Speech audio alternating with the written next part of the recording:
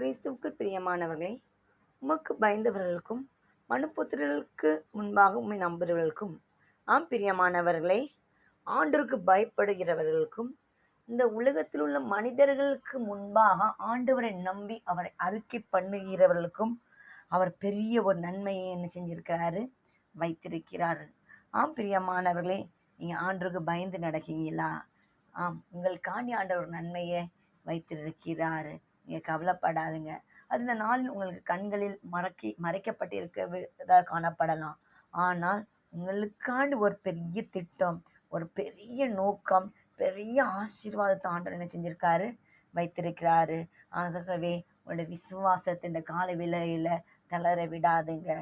இன்னும் ஆண்டவருக்கு பயந்து நடங்க, இன்னும் ஆண்டவருக்கு பிரியமாக நடங்க, இன்னும் ஆண்டவர் மேல விசுவாசம் வைங்க. அந்த ஆண்டவர் உங்களை ஒருபோது கைவிட மாட்டேன். என்னன்னா, நீங்க ஆண்டவரை நம்பியிருக்கீங்க, அவரை